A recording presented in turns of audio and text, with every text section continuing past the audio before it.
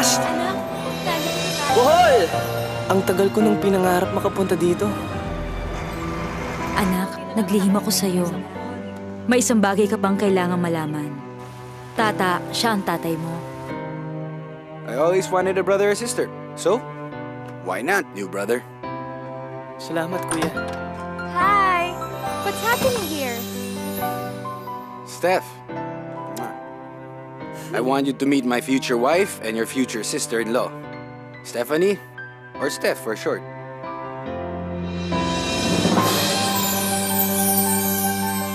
I met the man I want to spend the rest of my life with. Ang swerte ni kuya. Panalo si Steph. Ngayon lang kita narinig humanga sa isang babae, ha? Iba naman talagang klase ang ganda ng mga buhula na day.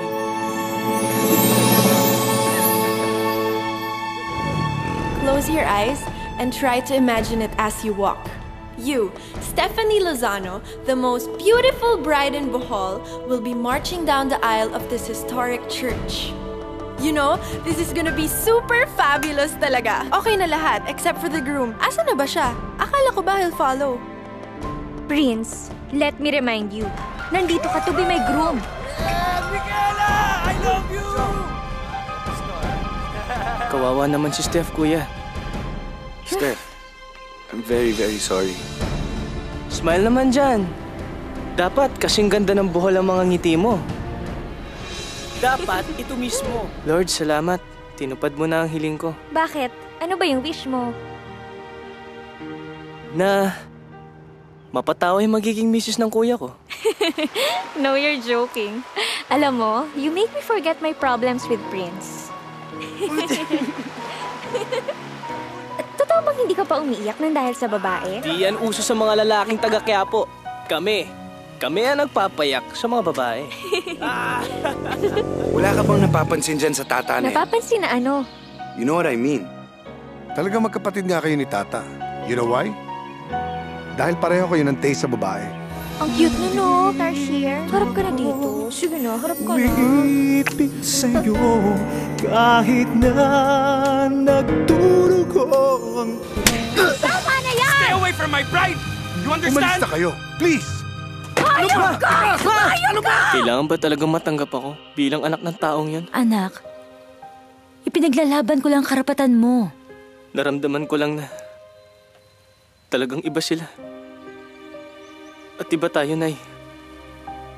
Bakit ba natin pinagpipilitan? Tama na! Tama yan! Tama na! Magiging masaya nga ba ako kung siya ang ama ko? Hayop ka! Huwag mo sasaktan ang nanay ko! Lumayas na kayo! Layas na! Come on, son. Sinabi nang lumayas na kayo eh! Tama na! Steph! Mahal kita! The reason why you're so unsure of this wedding is dahil ginugulo ka ni Tata. Naguguluhan ka! Dahil kung sino-sino sinasamahan mo! may nagmamahal May sa'yo. tama nga sa puso ko si Steph. Pero ang sabi ng isip ko, nandito ka lang oh. Pero siya nandun. Asus! Ganito pala na yung umibig. Masarap.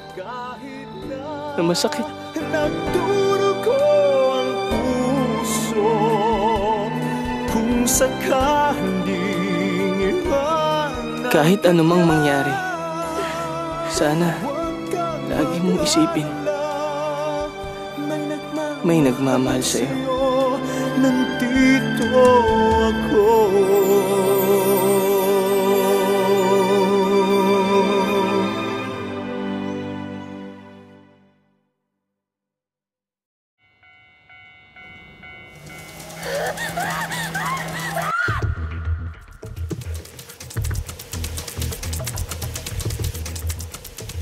歩行者が振り向くと敵々に殺される。その場で逃げ切った場合も3日後に必ず殺される。りえ姉ちゃん。あの子、カナの友達だよね。もし私が一昨日の夜に敵々を見たとしたら、明日には必ず死ぬってこと？カナ60年ぐらい前、女性が鉄橋から飛び降りて自殺したんだ。彼女の住んでいた場所ってわかりますか？